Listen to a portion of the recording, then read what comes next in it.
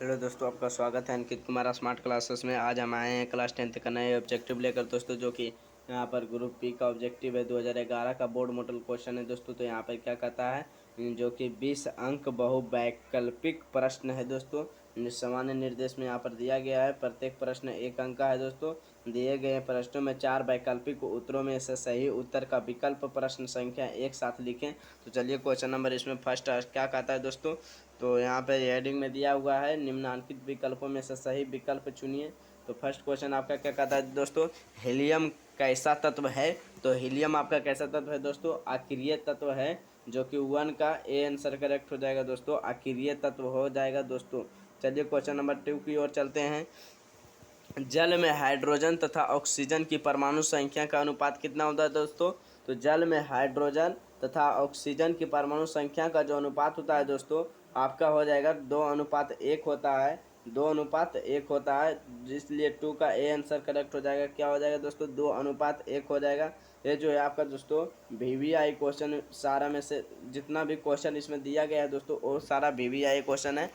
Question number 3 में क्या कहता है, आवर्त सारणी। क्वेश्चन नंबर 3 में आवर्त सारणी में कितने आवर्त होते हैं दोस्तों। तो आवर्त सारणी में आप जानते हैं कि आवर्त सारणी में 7 आवर्त होते हैं दोस्तों, और 7 आवर्त होते हैं, 7 आवर्त होते हैं, और कितना वर्ग होते हैं दोस्तों, तो 18 वर्ग होते हैं। आधुनिक आवर्त सारणी में 18 वर्ग और 7 आवर्त होते हैं दोस्तों। इसलिए थ्री का ए आंसर करेक्ट हो जाएगा। थ्री का ए आंसर करेक्ट हो जाएगा क्या, 7। सिलिका क्या है दोस्तों, तो सिलिका क्या है, सिलिका ना तो धातु है, ना ही अधातु है, और ना ही उपधातु है। ये जो है आपका दोस्तों इनमें से कोई नहीं होगा। 4 का जो आपका आंसर डी हो जाएगा दोस्तों, इनमें से कोई नहीं। चलिए क्वेश्चन नंबर 5 की ओर चलते हैं दोस्तों। 5 क्वेश्चन नंबर में क्या कहता है, क्वेश्चन नंबर 5 में क्या कहता है, OH का OH का क्रियाशील मूलक कौन है। OH का क्रियाशील मूलक कौन होता है दोस्तों, ये तो VVI क्वेश्चन है। अल्कोहल होता है दोस्तों। 5 का सी आंसर करेक्ट हो जाएगा। क्या हो जाएगा, अल्कोहल। ये सारा तो क्वेश्चन पूछा गया है बोर्ड एग्जाम 2000 कितना में दोस्तों, 2011 में पूछा गया है। 2011 में पूछा गया है। यहाँ पर देख रहे हैं साइंस का 2011 PDF है दोस्तों। चलिए क्वेश्चन नंबर 6 की ओर चलते हैं। प्रकृति में ऑक्सीजन का संतुलन कैसे बना रहता है। तो प्रकृति में चूंकि जानते हैं कि प्रकृति में जो है दोस्तों ऑक्सीजन का संतुलन किस लिए बना होता है, तो प्रकाश संश्लेषण के कारण बना होता है। प्रकाश संश्लेषण के कारण बना होता है। 6 का भी आंसर करेक्ट हो जाएगा, प्रकाश संश्लेषण। चलिए क्वेश्चन नंबर 7 की ओर चलते हैं। पौधों में श्वसन क्रिया के अंतर्गत एटीपी यहाँ पर हो जाएगा दोस्तों, एडीपी की जगह एटीपी के टूटने से कितनी ऊर्जा मुक्त होती है। तो 30.5 किलो जूल प्रति मोल होता है दोस्तों। किलो जूल 5 प्रति मोल होता है। कितना, तो 7 का ए आंसर करेक्ट हो जाएगा दोस्तों। 30.5 किलो जूल प्रति मोल होता है दोस्तों। आप इसको याद रखिएगा। चलिए क्वेश्चन नंबर 8 की ओर चलते हैं, जो कि बिल्कुल आसान क्वेश्चन है दोस्तों। मानव हृदय में कितने कोष्ठ होते हैं। तो मानव हृदय में कितने कोष्ठ होते हैं दोस्तों, तो जो कि मानव हृदय में 4 कोष्ठ होते हैं दोस्तों। 8 का डी आंसर करेक्ट हो जाएगा 4। 8 का डी आंसर करेक्ट हो जाएगा 4 दोस्तों। 8 का डी आंसर करेक्ट हो जाएगा। चलिए क्वेश्चन नंबर 9 की ओर चलते हैं। 9 क्वेश्चन नंबर में क्या कहता है दोस्तों, मानव हृदय का औसत प्रकुंचन दाब है लगभग कितना होता है दोस्तों। तो 120 मिली होता है दोस्तों, 120 mmHg। ये जो है आपका दोस्तों ये संकेत दिया हुआ है। ये जो संकेत रहता है इसमें दोस्तों, यहाँ पर संकेत इतना हो गया। ये जो है यूनिट है आपका दोस्तों। 9 का जो है ए आंसर करेक्ट हो जाएगा। 9 का ए आंसर करेक्ट हो जाएगा दोस्तों, 120 mmHg। चलिए क्वेश्चन नंबर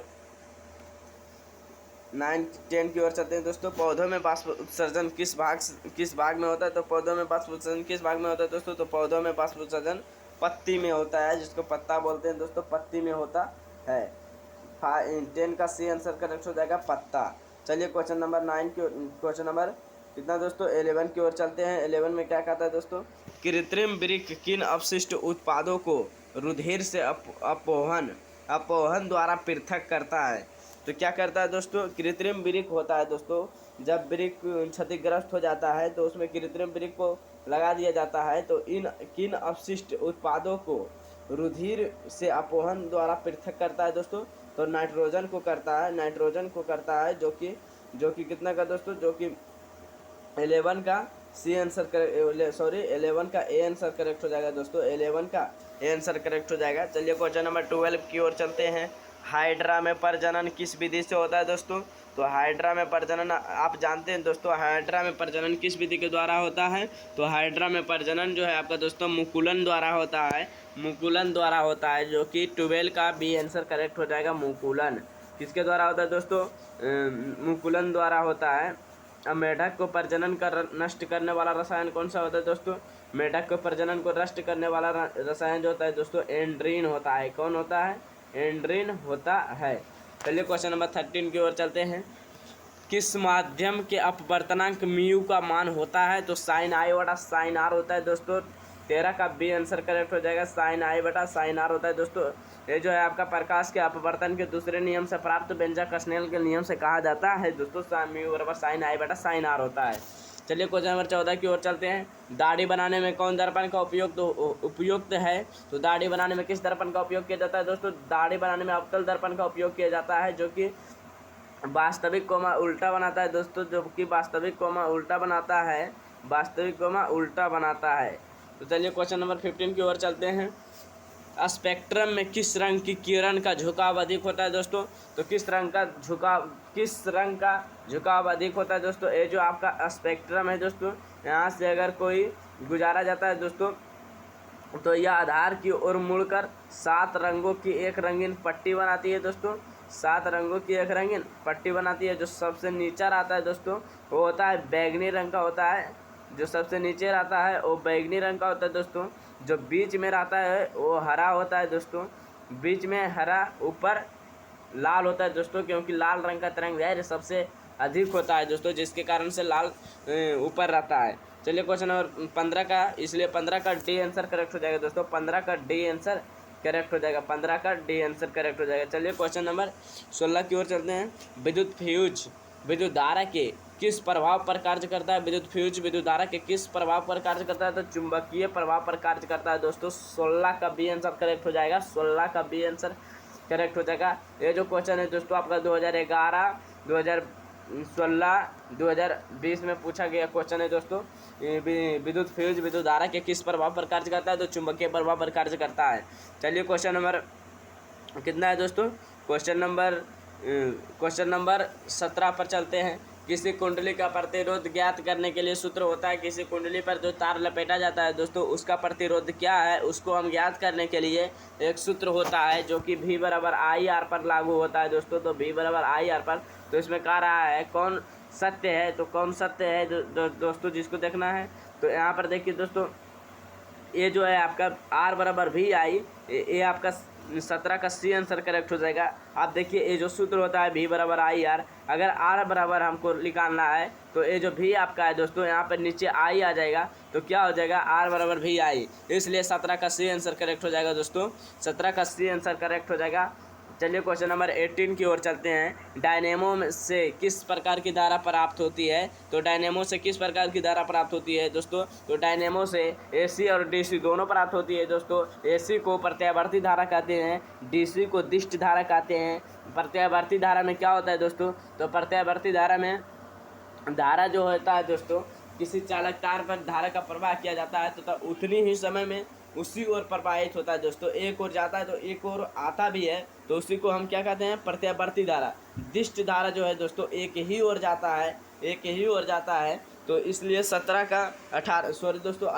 का डायनेमो से किस प्रकार की धारा प्राप्त होती है? तो दोनों धाराएं प्राप्त होती है दोस्तों, दोनों धाराएं प्राप्त होती है। 18 का सी आंसर करेक्ट हो जाएगा, 18 का सी आंसर करेक्ट हो जाएगा दोस्तों।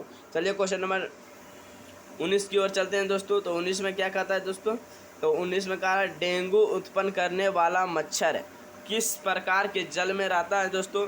तो डेंगू जो मच्छर होता है दोस्तों वो बिल्कुल साफ जगह पर होता है दोस्तों। वो साफ जगह पर ही हानिकारक करता है मनुष्यों को, इसलिए जो है आपका 19 का ए आंसर करेक्ट हो जाएगा दोस्तों। साफ जल में रहता है डेंगू। कहाँ उत्पन्न करने वाला मच्छर किस प्रकार के जल में रहता है दोस्तों? तो साफ जल में रहता है। डेंगू उत्पन्न करने वाला जो मच्छर होता है दोस्तों किस प्रकार के किस तरह के जल में रहता है, तो साफ जल में रहता है। आप इसको याद रखिएगा दोस्तों, एक क्वेश्चन पूछा गया क्वेश्चन है, इसलिए आपको ध्यान से याद करना है। और वीडियो को पॉज करके इसका आंसर भी आप देखना चाहते हैं तो आंसर भी देख सकते हैं दोस्तों। लास्ट में इसका आंसर डिस्क्रिप्शन बॉक्स में दे दिया जाएगा, जिससे आप वहां से आंसर मिला भी सकते हैं दोस्तों। चलिए क्वेश्चन नंबर 20 की ओर चलते हैं। निम्नलिखित में से कौन बायोगैस ईंधन का स्रोत नहीं है? तो बायोगैस का ईंधन का स्रोत कौन नहीं है दोस्तों? नाभिकीय ऊर्जा नहीं है, नाभिकीय ऊर्जा नहीं है। लकड़ी जो है आपका दोस्तों बायोगैस है, गोबर गैस जो है आपका दोस्तों बायोगैस है, कोयला भी आपका बायोगैस है, लेकिन नाभिकीय ऊर्जा है दोस्तों जो आपका बायोगैस ईंधन का स्रोत नहीं माना जाता है। इसलिए 20 का सी आंसर करेक्ट हो जाएगा दोस्तों। आप इसी तरह से वीडियो पाने के लिए चैनल को सब्सक्राइब कर लीजिए और वीडियो को लाइक कर दीजिए। तो नेक्स्ट वीडियो में मिलेंगे। तो चलिए, अगर आप इसका आंसर देखना चाहते हैं तो दोस्तों डिस्क्रिप्शन बॉक्स में इसका आंसर दे दिया जाएगा, आप वहां से देख सकते हैं और वीडियो को शेयर कर दीजिए। Thank you, best of luck.